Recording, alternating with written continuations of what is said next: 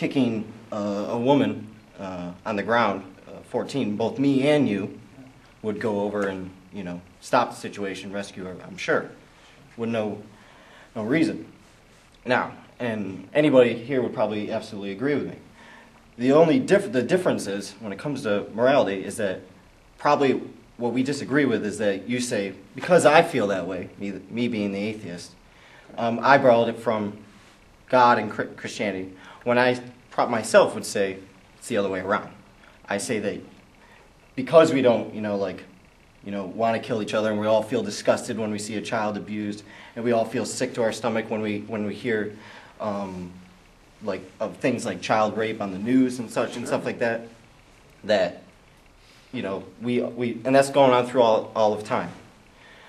I guess my question comes along is that when it comes to that kind of morality, where we all would rush to stop, and of course there's the C.S. Lewis thing that if we heard somebody crying help in the distance, even though it's dangerous, if we ran away, we'd feel guilty or bad that we did such a thing. So that inner consciousness. What do we do with our guilt?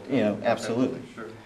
So my question is like being a religious person, and actually a Christian, not just a religious, a Christian. I would assert that the Christian worldview, I'm not arguing for general views. Absolutely. Okay.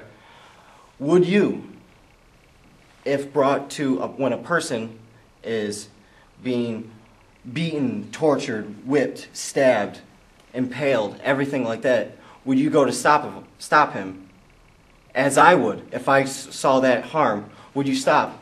But because of that actual sacrifice being made is the basis of your own faith. Because if you were to get into a time machine with me and went into where Jesus was being crucified, I would go up there and stop him. I would stop him from being killed. While you, I don't know what you're doing. I guess that's the question. That's the question. Okay. Because if that didn't happen, you wouldn't be here today in terms of talking. Obviously, you know what I mean? And therefore you would say, I wouldn't do that because of some great sacrifice that you had to be made. Okay. I understand the gist of it. Let me, if I can, just respond very quickly to that. Number one, obviously we must distinguish the fact that Christ's suffering was a sacrificial willingness to go. In a sense, it would be the word deicide, if you wanted. I mean, from my point of view, okay? Obviously, if we see a person on the street, the question becomes, in a naturalistic, materialistic worldview, what compels me, okay, to go and stop this person when really a lot of this of naturalism, especially if we're going to frame it in the Darwinian sense, is just to pass on my genotype to the next, survival of the fittest. So again, and I've done topics on suffering and evil, and I can agree to a certain extent. The problem becomes is there's a certain mystery of human existence because we are finite beings, that there are certain things that we just don't necessarily understand in its full capacity. And I'm not against, number one, science, and I'm not against, obviously I'm going to approach it from a different worldview, as we know that much of the Judeo-Christian worldview, you can check obviously the books and everything, I'm not going to go off on a tangent, I'm going to answer your question, actually push science forward, in a lot of, Newton and a lot of other people, Kepler, Faraday were all believers, and that they believed that they were thinking God's thoughts after him. As far as the torture thing, of course we would stop it, but again, the question becomes one, in a chance universe made of random, unguided processes, my question is how do you ground reason? How do you ground logic? And how do you ground any rationality whatsoever? I have not heard anything from a non-theistic point of view that satisfies that. And yes, but that again does not mean that the atheist or the non-theist cannot be ethical. By no means am I ever claiming that. Dan's a nice guy. I've known Dan for a little bit of time. But at the same time, those laws, for example, with Israel, were covenant people. It's a different time. And as far as the tribes that God destroyed, for example, we can look at Sodom and Gomorrah, we can look at things like that. It was because of these people were not innocent. And this was absolute justice. And again, here's the problem. If death is all there is in the naturalistic materialist worldview, which you have to posit, ultimate justice is impossible, and it's troubling. People like Bertrand Russell had that problem. He's like, this makes my foundation of absolute, utter despair. And the reason why he said it is because I can take a hypothetical case of a 2-year-old kid getting corrupted, and we would both try to stop it.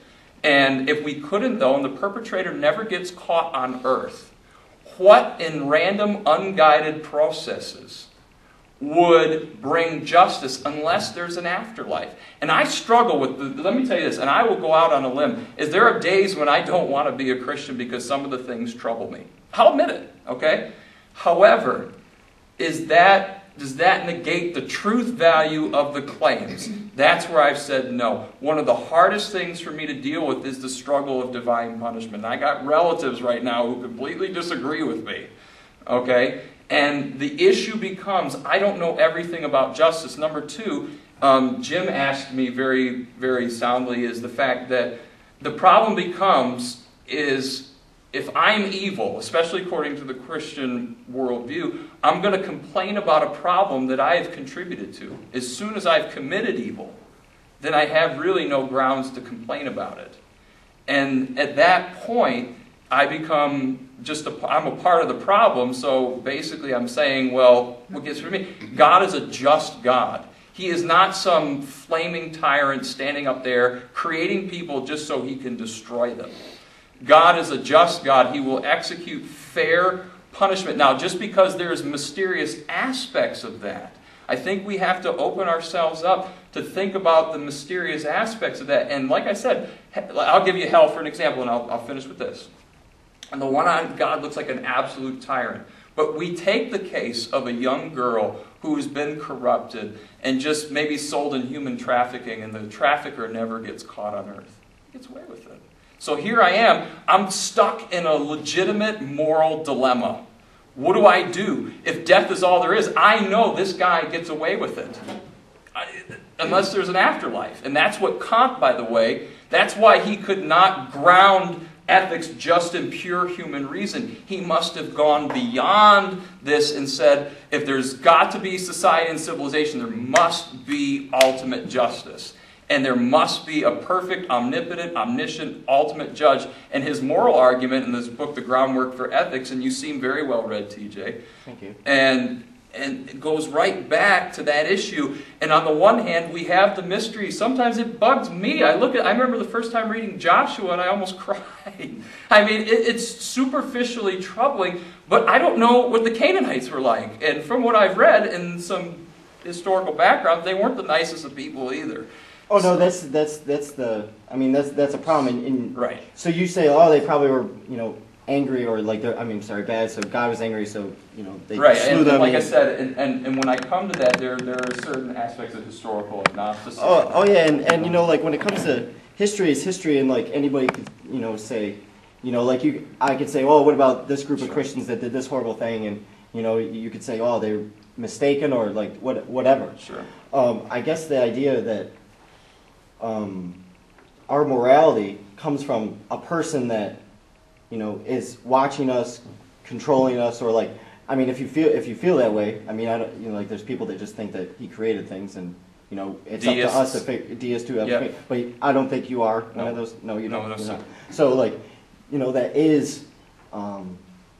is controlling us. That like will punish us for different things that we think, that we do, everything like that. That Father in heaven that won't go away, that big brother that always is watching out after us, is like, and then to say that when a person, like you said, a person that does some horrible thing and it never gets caught in terms of our criminal justice system, you want that person to be punished as much as I.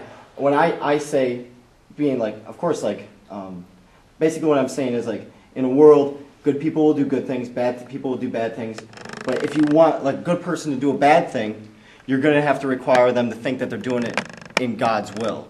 Like, for instance, like there's no person in this room who like would have a child holding it in his arms and thinking, oh my God, this kid is so beautiful. Like there must be something going on, and then immediately says, but you know what? we need to start hacking at its genitals because that's what God wants us to do. Or nor does any of us have a daughter that